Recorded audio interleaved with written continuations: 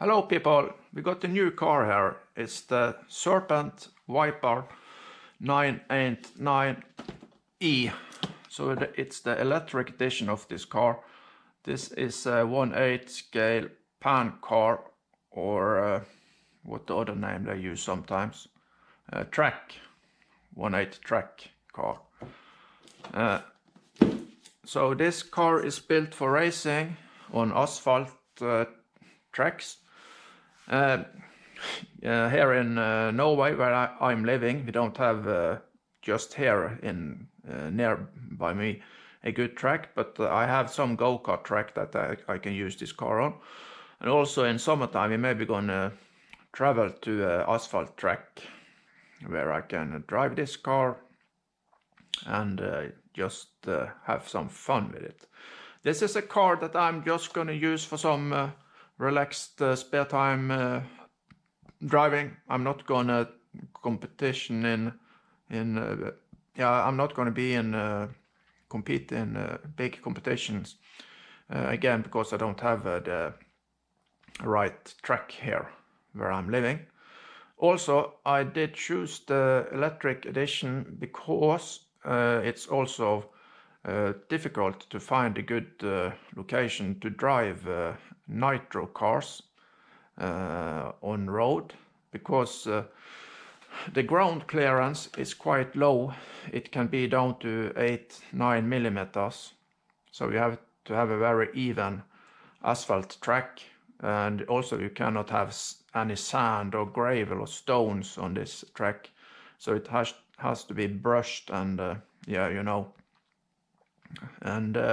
but mostly because of the noise, and I don't have a track here to drive nitro cars, I choose this electric edition. Some people will say that electric edition is the way to go. Maybe, maybe not. I believe still in some parts of racing RC cars, nitro is still the way to go, because you have races that goes on for maybe 30, 45 or even 1 hour. And in these races you have to have a nitro car where you can quickly refill the car. And also the engine has to take such a long race. With the electric cars, usually the electronics and the motor and the EC and these parts will get too hot if you start to race for about 15, 20, 30 minutes. And also you had to change the batteries during the race. That would not be that hard. As long as all the people in the competition use the same battery, you could of course include the battery changes in the race. But I've seen that a lot of the cars are driving on a limit for what the motor and electronics can take. So a car like this, if driving on the limit for 5-10 minutes, usually the motor will get a bit hot. That's okay if you're just driving a race like 5, 7, 8 or even 10 minutes. But if the race was 30 minutes, maybe that would be too much.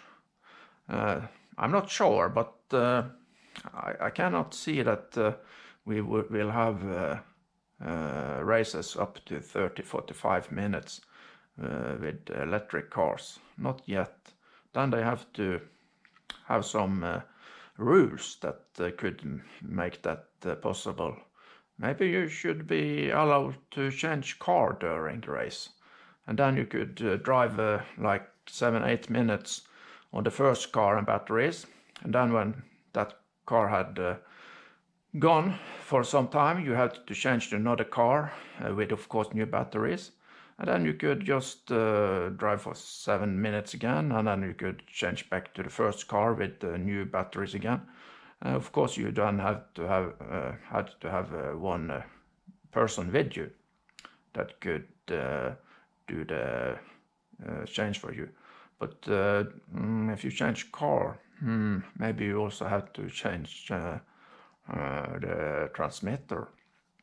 I'm not sure, but of course that was a bit of topic. But so in these on-road racer classes where they have races that goes on for 50 minutes and up to 1 hour. Nitro is still the really only possibility you have these days, I believe. I've not heard of races longer than 10 minutes that are using electric cars yet. But the electric cars got a lot of power, a lot of acceleration, and high speed also. But again, the electronics can be a bit hot if you drive for more than 10 minutes, especially if the car is set up quite on the gearing, quite on the limit. But let's look on this car now. Again, it's a Serpent Viper 989E edition electric. This is not the newest edition of this car. I've seen that Serpent have 990 now, at least in Nitro. I've not seen they released the 990E yet. I'm not sure if they're going to do that, maybe. This is just the box, and you buy this car as a kit, so you have to assemble it yourself, and it comes with no electronics. And you can see here the E electric power. I can just take off the body now so we can see a bit more of the car. I'm no expert on these cars at all. This is my second pan car, track car. The first one is a Nitro car, a Mugen MRX 4X, I believe it's called. So I got one Nitro, and this is the electric. This is the car, how it's set up now. We are using two 2S LiPo batteries, and this is a 8000 milliamp battery. I've even seen some people using 10,000 milliamps, and that's again because you are driving these cars on almost maximum speed, not all the time of course, but you're driving very fast, so the engine is spinning very fast, and because you're using the engine on a very high RPM, it drains the batteries quite quick. So they say for a 5-minute race you at least have to have 8000 milliamps batteries. Yeah.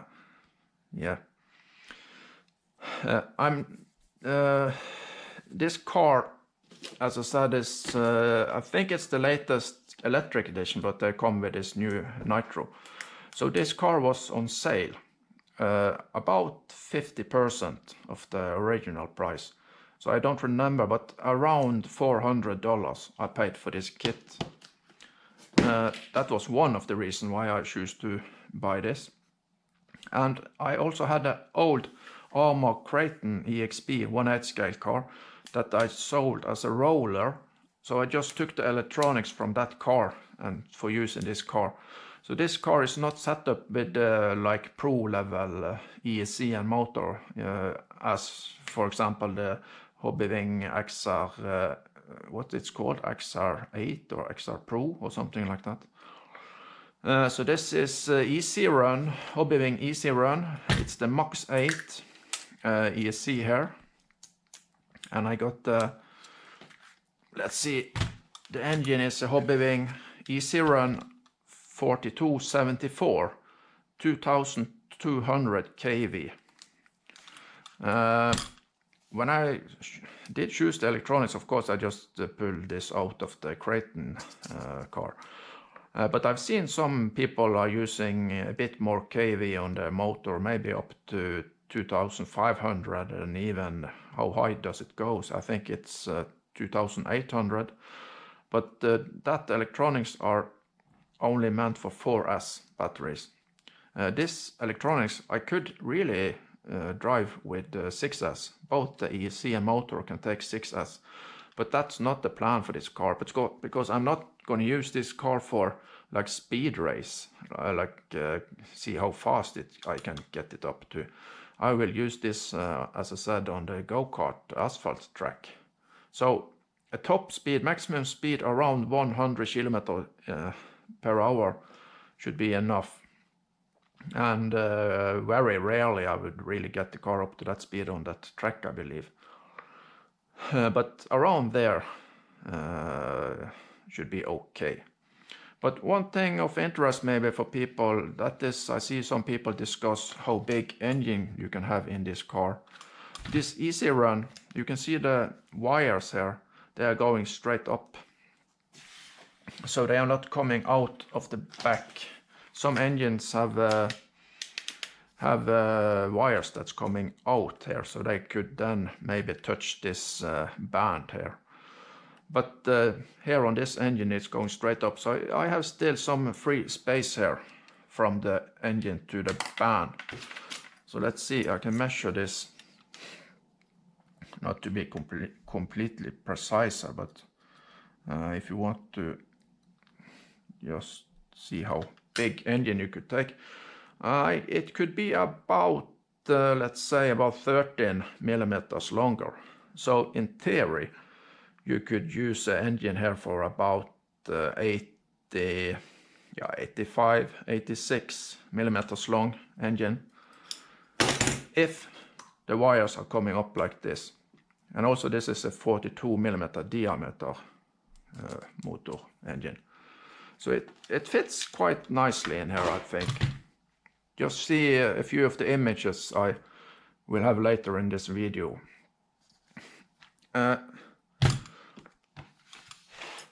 And what else to say? The ECS Max8 just sitting here, just using some double-sided tape. And I'm not soldered this to the engine, I just use the plugs here.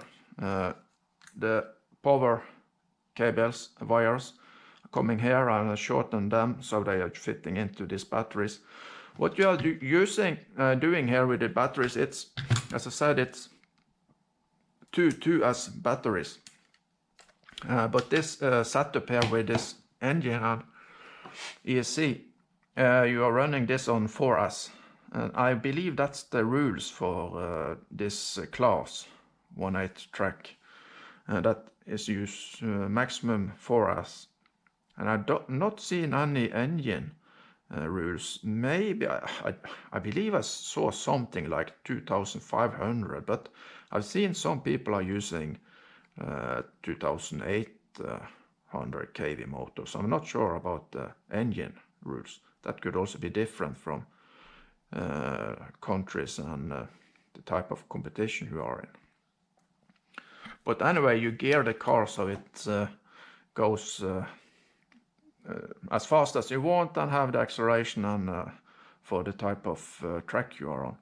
But the way you connect this is that you have these two batteries here, and this is 4 millimeter plugs. And then you have the minus there, and you have the, let's see, you have the plus there on the outside, so minus and plus. So we have this connection here, and we connect these batteries in series, it's called. So this goes there, and this goes there. Now we have connected the batteries in series, minus and plus, and then we can connect to the ESC. And then we have the minus there, goes into the engine like that, and the plus there go into the battery like that. Yep. So now it's connected, and because you now connect the batteries in series, you would double the volt. So instead of what this is really, this is about 7.4 volt. You will get 14.8 volts, so we'll get 4S. And I also have, of course, the fan on the ESC, and I install this fan on top of the motor. So now you can hear both the fans are running. The ESC are blinking because I don't have the transmitter here with me now. Yeah, and then I could really say a lot more on this car. But I'm going to keep this video as short as I can, but as usually that will be quite long. This car was a really nice build, I must say. It looks like high quality, and this kit, if you buy it new on a regular price, I think it's about $600–700 or something like that. And then you have to buy some electronic, and of course you have a receiver and batteries and everything. So quickly you can come up to $1,000 or maybe $1,500 also. So for me, I was in a thinking box, but since I found this kit for half the price, around $400, and I figure out that I could sell one of my Creighton XP basher cars and use the electronics, I did just decide to buy this. So it was not that expensive for me, but I also have to buy the batteries, and lucky for me I also found these batteries for half price. So I decided, all right, I go for it. Back to the build, very nice build. Just follow the instruction manual, and it's not included in this box. You have to download the instruction manual from the website, and that's okay, so you are sure you always get the latest edition. But I like to have the user manual on paper also, but it was okay, not a big issue. It's a few days since I finished this car, so I cannot remember. But I cannot remember that it was some serious issues. Just make sure when you are assembling the car that every parts that should move freely. It's not locked, or that it's not very slowly moving. Like you have binding, especially here on the arms and the hinge pin blocks. You know, the arms are going. The arms here, we have the hinge pin, and the arms are going into these blocks here. Same in the rear. So make sure that everything is moving. When you disconnect the links and the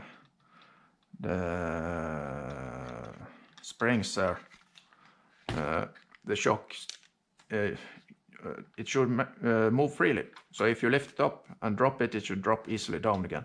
Also, you have to remove this sway bar then. So I did have to use a drill and a drill bit. I can't remember if it was 3.5mm diameter on the hinge pins. So I just used a drill bit and took it in the hole a few times just to widen it a little bit, so the arms moved freely. That's something I've seen also in other cars, like 110 scale Team Associate, that buggies or what it was. I'm not sure. I don't remember which car it was. And then of course you should remember to use threadlock glue on screws that goes into metal. It didn't say anything about that in the user manual, if I remember right. And yeah, it works okay to assemble this car. I can't remember anything big issues really. I've not done any upgrades on this car. This car is completely stock. The only thing I can see now that I've added is these small foam rings here, just so the body rests on some foam and not hard plastic. So I added 4 of these. And of course I added the electronics, but that's you have to do anyway. Yeah, and it does not come with wheels, so of course I've had some wheels that I bought, and the body, and this is a standard 1/8 track body. I just hand brushed paint it in white color in the front, and it goes on to red in the rear. But I mixed the colors here with white and red, and then you got this pink transmission. The idea was to go from white to completely red in the rear, but I did it a bit slow, so I see it's got more pink. It could be a bit darker red in the end, but that's not important. I'm not that upset or not that maniac about the look of the car, but I wanted the car in a white bright color, because when I'm driving on asphalt tracks it's more easy to see for me a light car. So I was thinking of making it completely white, but I decided to make it more like this, and I think it's okay. As long as it goes good. Then I could talk a bit about the setup, but if you wonder, this car, you can see the transmission here. This has a pinion here, and this is a 25-tooth pinion going into a 40-tooth spur. This is the stock spur. And I will show you later, Serpent have this Excel spreadsheet that we can look at and can see how that could show you what pinions are possible, and it also calculate for you the speed of the car and like that. But you see this pinion is going into this spur here, and it's not any differential in the rear or in the front or in the center. So it's this spur here is connected to this axle here, and it's have a gear that goes back to this rear gear. I hope I used the right words now, and it have belt here. So when the engine is spinning, this is connected directly to the rear axle here. But of course you have an internal gearing here, so it's not 1-to-1. I think it was 1-to-2.4 or something like that. But we can look at that also in the Excel spreadsheet. So the engine has to rotate 2.4 times for the rear wheels to rotate 1 time. And from this axle here, you have a belt that goes to the front, and it's connected to a new gear. They don't call it gear. I don't remember what they call this, spool gear, or I can't remember what it's called, but that doesn't matter. And then you have a new belt here that goes to the front axle. And again, when this rotates, both wheels will rotate here. No differential here. It's also, if I remember right, it's a one-way bearing in this axle piece here. But you can see, if we rotate the right wheels, the front wheels will rotate. So it's four-wheel drive, but the front wheels can rotate themselves, as you see now. But as long as the rear wheels are rotating, the front wheels also have to rotate. So that's how this car is working.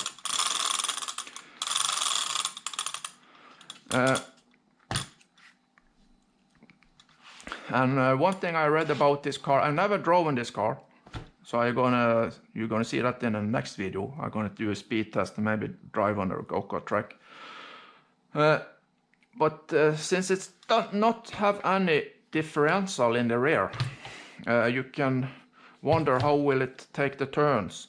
But I did see one guy on the internet explain that these cars, to really get them to return good in a sharp turn, you have to come into the turn quite fast. So if you are going into a right turn now, like that direction, you're coming in and you're of course turning like that, and then you will have the car lift up, and it should really lift up the rear wheel here up in the air. Then the car will have a good turn, sharp turn. So if seen from behind, if you are doing a right turn here, and you could imagine this car is coming into a turn, and it will lift up a bit, so the rear wheel are just off the ground, because this is a solid axle, and then it will do a better turn. If both the wheels are on the ground, it will not quite that good take a sharp right turn. It has to lift up the right wheels a bit off the ground. And the guy on the internet explained that that's just also how the go-karts are working. Also when they are doing sharp turns in high speed, they also lift up the outmost wheel. So they are just resting on the, what did I say? They are lifting up the inside wheel, and they have the pressure on the outmost rear wheel here. And that's what have to keep the car on the track, so you have the right line. So it's quite important to set up these cars correctly.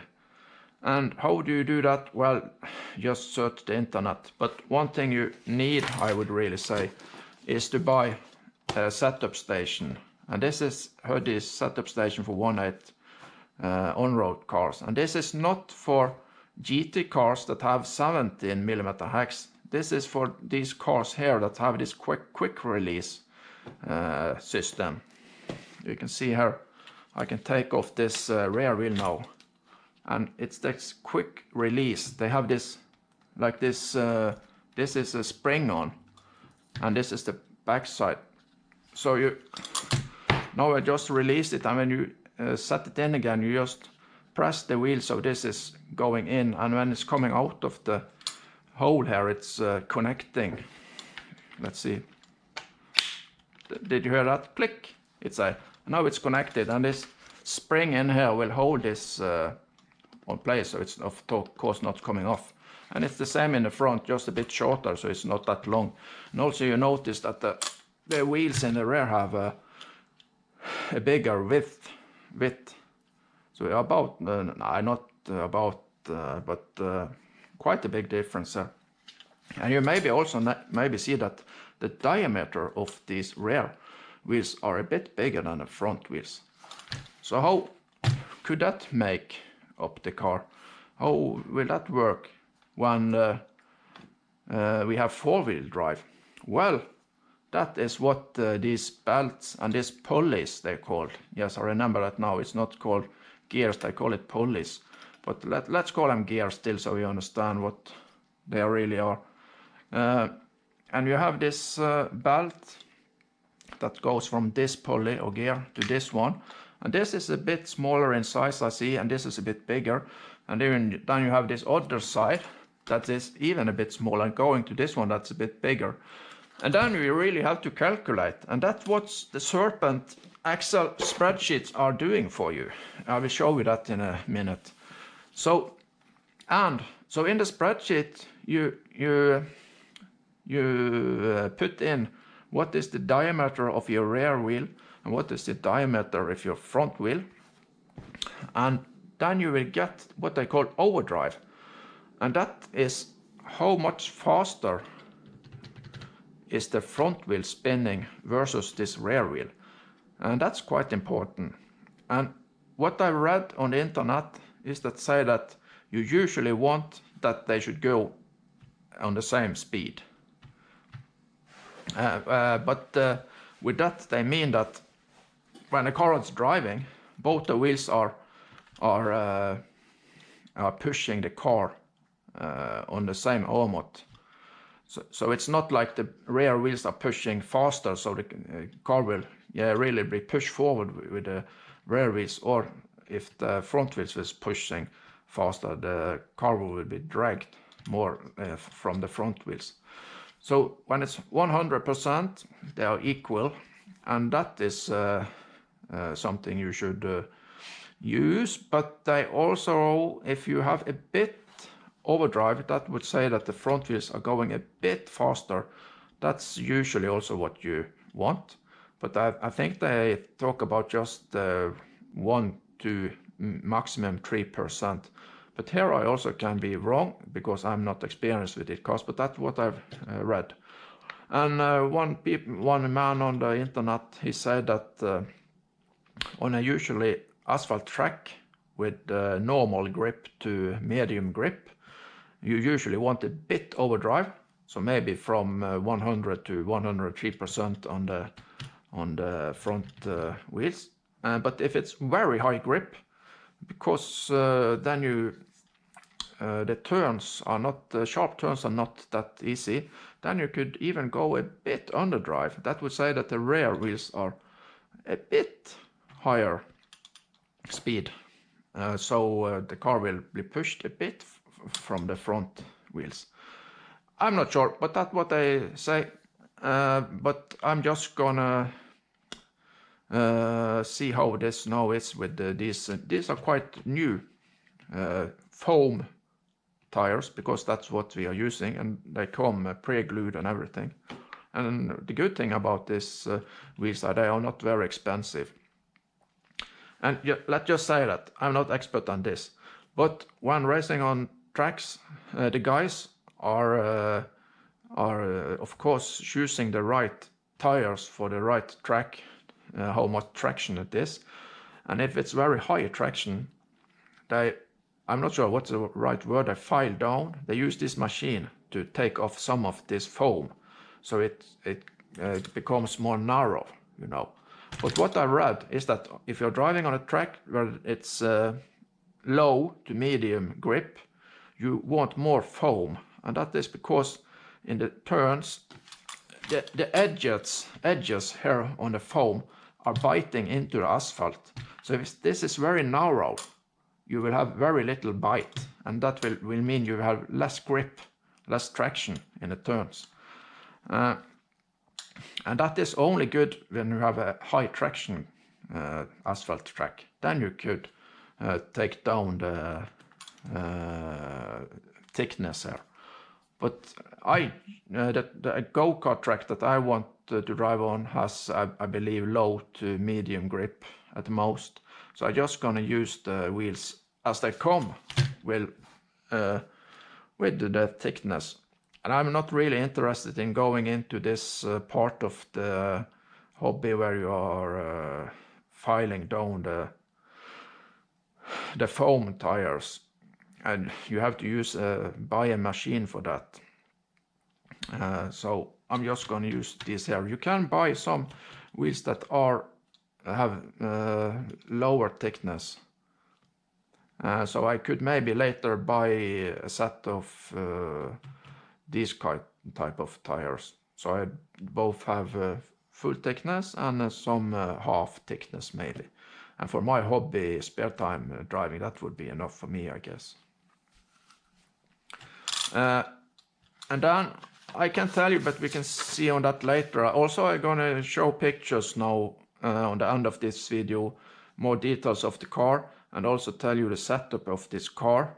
As I said, the setup is very important to get the car to go okay. And I was talking about how the car are taking turns, and that the inner rear wheel should lift a bit off the ground, at least don't have the weight on the car too much, so it's sliding more easily on the inside rear wheel, and then you can get the better turn because it's not the differential in the rear.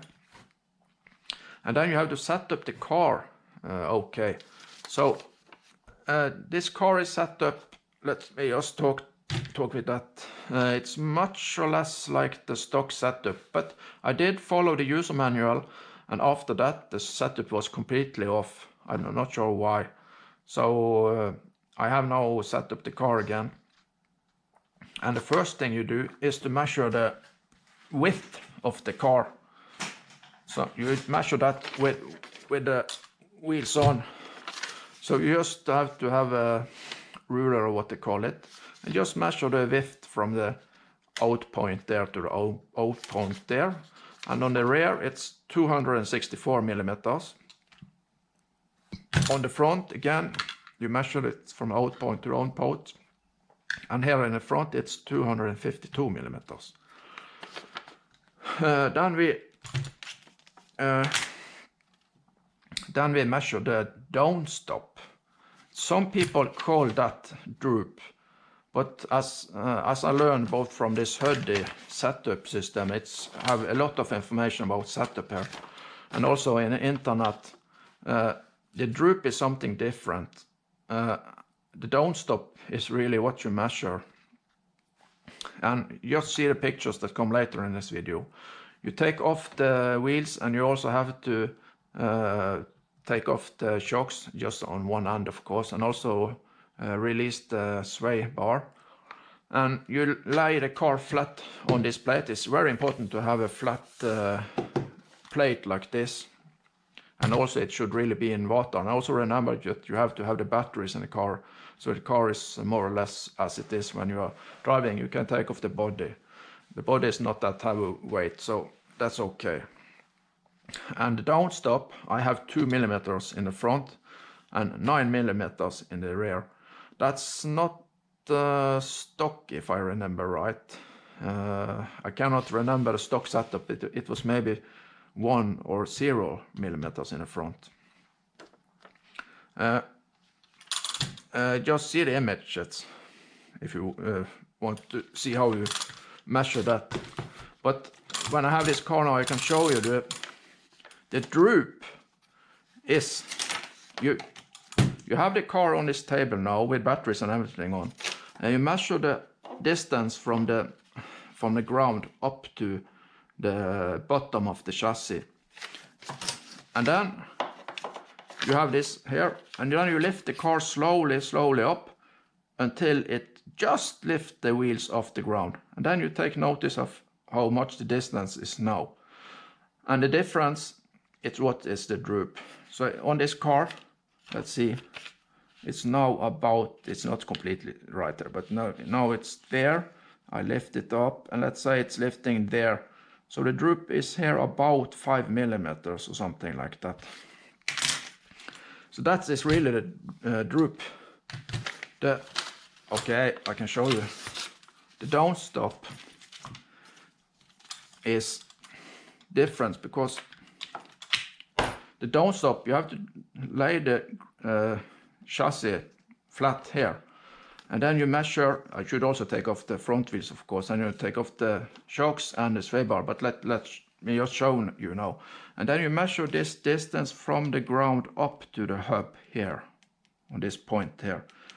That is the downstop in the rear. And you should have the same downstop on both sides, and you should of course measure it in the front, but as I said, it's about 2 millimeters in the front and about 9 millimeters in the rear now.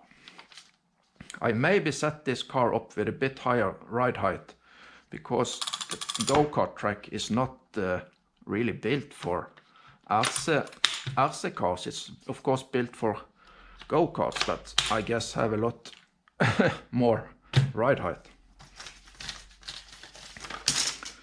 And so the downstop was that, and then you also have to check that the sway bars are lifting the wheels at the same time. Again, you disconnect the shocks and you then lift one of the arms, and you see when it starts to lift the other, and then you do the opposite, and you'll see that it's lifting at the same time. That's not like you can have one arm like this and the other arm is hanging down. And also check that the arms are coming completely down when the shocks are off and the sway bar is connected. That's not, the sway bar is holding one arm up in the air. It should really come completely down. And then you have the ride height, and of course then you put on the wheels and have this car like this, and you measure the ride height here in the front and in the rear. And on this car I have about 10 millimeters in the front and 12 millimeters in the rear, but that is with these new wheels. And I guess these wheels, since they are new, have a bigger diameter than what's normal. And of course, if you're driving on a high traction track, you would maybe use wheels with thinner foam here. So that would take the car, the ride height down. And then you have to check the droop again, but because they say you maybe want to have the same droop, and then you could start to adjust the springs to lift up the car, but then the droop change, and you also have to change the droop screws. So the things are connected. When you change one thing, you have to make sure that it's not make another part of the setup different. But ride height, okay, 10 millimeters in the front, 12 in the rear. That's a bit higher. That's normal for these cars. I guess I've seen some people use that, but I've also seen some people going down to about 7-8 millimeters in the front and about 10 millimeters in the rear. And then you have camber, and that's why you really need these setup stations. And the camber in the front, that's about 1 to 1.5 degrees inwards when you go up on both sides. And in the rear, the camber is about 3 degrees. So more camber in the rear, and that is so you have more grip, more traction in turns. And if you see the pictures later, you will see that the rear wheels, they are looking like they just have contact on the inmost part of the tires here. And that's correct when it's lying flat, but in the turn the car will be twisted over, so then you will have maximum contact, you see. So when the cars, this is just to make it more understandable maybe. The cars in a sharp right turn would of course be pressed to the rear side like this, and that would make the tire more flat on the ground. So when it's just resting now, you can see that the tires are standing almost like up like this, you see, like an engine like this. Of course that's more than it really is, but in a turn it will be more like this, you see, sharp turns. Then you have maximum contact. So that's why you are using more camber, and especially in the rear. But that of course you have to check your track and test the car and yeah, see how it works. So again, camber in the front about 1 to 1.5 degrees, and in the rear about 3 degrees. The toe in the front, it's about 1 to 1.5 degrees outwards, so it's a bit outwards here. And in the rear, it's about 2 to 2.5 degrees inwards, like this. And that you can adjust, of course, but you should always have a bit toe outwards in the front and inwards in the rear. That will make the car more stable and more easy to drive. It's the normal, most stock type of setup, not only on these cars of racer cars, but also on basher cars really. And the last thing I did check is the tweak, and that's just that the way I check the tweak, and that's maybe not completely correct, but I check here when the car is finished setup. I check here by taking something in the middle center here, if you can see this now, and I'm lifting the car up slowly, and I'm watching when is this wheel going off the ground and when is this wheel going off the ground, and they should lift at the same time. It should not be like this, like the left wheels are coming up first and then the right, like this. They should go up like straight like that. That you can check both in the front, of course, also though, that they're coming off the ground at the same time. And that you adjust by using a bit more tension on the springs or release tension. But read about that yourself, and it's a lot of videos about that also on the internet. But then when you have the car completely set up, you can start to race it. And then you of course tune it as you want. Some parts are easy to adjust on the setup. Some parts are a bit more tricky to get access to the screws or something like that. But I would say it was overall okay. Nothing big issues. You have to disassemble the sway bar, and you just lose it on one end, and also you unscrew these shocks. And remember, don't use tread lock on the if you're losing the shocks on the bottom or on the upside here. Don't use tread lock for this what it's called, this ball that goes into this screw, because if you use tread lock it will be very hard to disassemble. And because when you're checking the setup you are unscrewing this all the time, so this should go quite easy come off. Same in the front, of course. Yeah. I'm not sure what else to tell about this car. Yeah, I will show you this Serpent spreadsheet now. And there we can see on the gearing and overdrive and what Serpent tells us about how fast this car will go. Yes, here we have the Serpent Excel spreadsheet called Possible Gear Ratios 989E. So you have two options. You could use module 1 gears or module 0.8, and it comes with a stock module 1 40-tooth spur. So that's what I've marked here on the left side. And if I mark this line here, we will see what pinions are supported. And the pinions that are supported are the ones that are marked red here. So with a stock 30-tooth spur, we can use from 23 pinion, tooth pinion to 28 tooth pinion. And the one that I choose was this here, about in the middle, so it's the 25 tooth pinion. And the numbers here, that's just, let's see, it's the 989E shaft distances.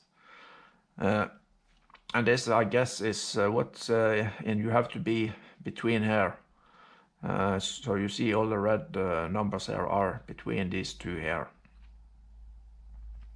But again, 14-tooth spur, that's stock.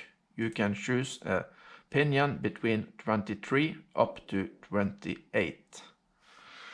So that's a bit important to know. So we can use that in the next spreadsheet. So I shift over to the next spreadsheet. So now we are on the other spreadsheet that Serpent gave us, and this is the rollout sheet 989E. And what they are showing us here is this is the rear wheel and this is the front wheel. And what they are drawing here, these are the belts. So this is from the pulley there, from the rear pulley, and you have a belt. And this is from a rear pulley to the front pulley there. And this is another belt, and then you have this is connected again. So there you have one pulley to the front pulley there, and again a belt. So it's 3 belts. And they also give you the size of the pulleys, how many tooth they have. And then you can calculate the difference between the rear wheel speed, what to call it, to the front. And let's just say the first thing you should change here, if you want to change anything, is the module you are using for gearing. And you can choose between 0.8 or 1. And I'm just using 1, that's the stock. And odd enough, here in the spur gear, it's showing 44, but the stock spur is 40. So I changed that to 40. So now we have module 1, 40 tooth spur. But as you can see, the colors now here did change. And they say that the cells here are green when you're using possible spur and pinion combinations. So I cannot use a 21 tooth pinion with a 40 tooth spur. So I raise this to 33 because I know that that's the lowest number you can have. But on my setup, I have a 25 tooth pinion. So we change that to 25. And then we should look at the battery, and that's okay. This is 4S. And the engine I'm using, that's a 2200 kV engine, like that. And the diameter, this is the diameter of the rear tires. On my car, that's got new tires. Let me see, I have about 78 here. I'm not quite sure about this. Maybe it's 78 or 79. And the front ones are, let me say again, see again, they are about 70. but they could maybe be 69, I'm not sure. I just measured that myself. And when we have this input here now, here you can see the internal the gearing of this car. And that comes from dividing 48 by 20, and you get 2.4. So that's the internal gearing. And then we now have the 25-tooth pinion with the 40-tooth spur. And with these numbers we can in fact calculate what is the final drive ratio. And let's see. So we take the internal gearing, that's 48 divided by 20, and we get 2.4, like it say here up the ratio. And we multiply that with 40 divided by 25, and we get 3.84.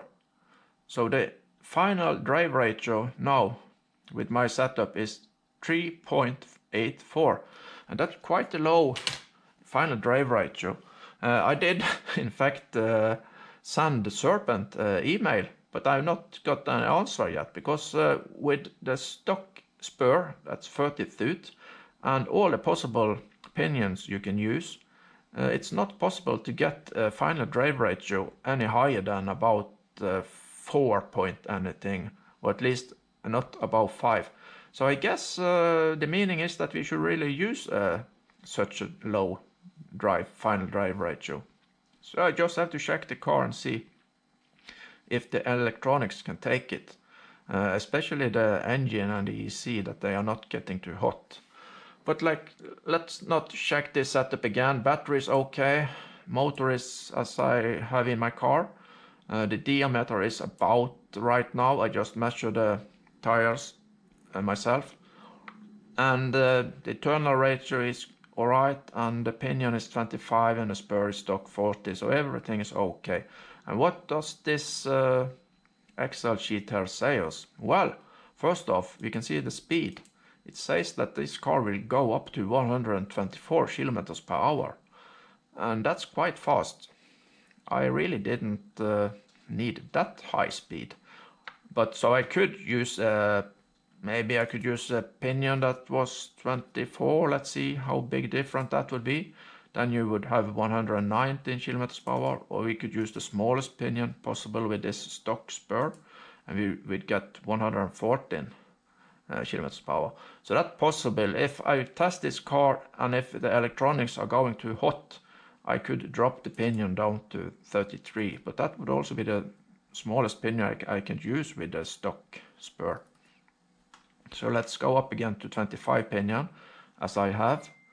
And the other thing we should really check on here is what they say here, overdrive. It now says 99.69%. That's very close to the wheels are spinning at the same speed, or what should you say, that the rear wheels and the front wheels are going the same distance on one turn, to say it like that. So, but the rear are spinning a very tiny bit faster, so it's a bit more push from the rear than it's like dragging from the front. If I could go down 1 millimeter here on the rear diameter, you can see that the overdrive is now 100.99%, so almost 101%. So now we have the front wheels are dragging the car a bit more than the rear wheels are pushing. So that's maybe a bit better, but I just have to test the car as it is, and I'm not 100% sure about the diameters of these tires because I just measure it myself. But after you have drove the car for some time, you should measure the diameter of the wheels again and put into this spreadsheet and check if you have overdrive that's okay. What you should not have is like, let's say the rear wheels were like that. Now we have very big rear wheels, and the front are much smaller. And you can see the overdrive is now 91.48%. So now the rear wheels are moving much faster than the front. So the car gets very much push from the rear, and that is not good. Not that much like this. So we have to take down the rear once again. Like, let's say it's 78, and we have 70 in the front. So that's closer to 100%. People say this is very important, because you can set up the car excellent, but if you're not aware of this overdrive, because there are different the diameter of the rear wheels and the front wheels, and if you not go and check this overdrive, the car can be very hard to control, especially in the turns, and maybe even in the straight lines that is not behaving that good. And that could come after some driving if you have more wear on the rear wheels than on the front. So what can you do with that? Well, I would say for me, just doing some hobby driving, just make sure that you usually have positive overdrive. So I just have to see how it goes on. You could also change the pulleys, but I'm not going to do that. I don't remember which pulleys you could modify some on. Maybe this rear here. But I'm not the expert in this. Okay, that was really all I had to say. So the next video I'm just going to test the max speed of the car, and maybe also test it on a go-kart track if it's possible for me to drive there and it's good driving conditions. I only will drive this car when it's dry outside and nice weather, because I heard that the foam tires are not very happy about wet conditions. If some people got any information about that, just send me a link. And I'm also not gonna use any additives on this foam tires. I'm just gonna use them as they are. And if I remember right, the shore, what they call it, that the stiffness of the foam, it's 32 in the front and 35 in the rear. I'm not sure if I remember that right, but that's a very common setup. And in some countries you are not allowed to use any additives on the tires at all. But I heard that in Italy they are maybe allowed to do that. And that's just some racing rules they have, so that all people are using tires that are more or less the same. So the only thing you can do in some countries and competitions, you can maybe file down the thickness of the foam tires. Yeah. Okay, now only I'm going to show you some pictures of the setup and the car, and I come back in a later video and show you when I drive this car. And it will be interesting to see what we get on maximum speed. Will it be, as Serpent says here, about 120, maybe up to 125 kilometers per hour?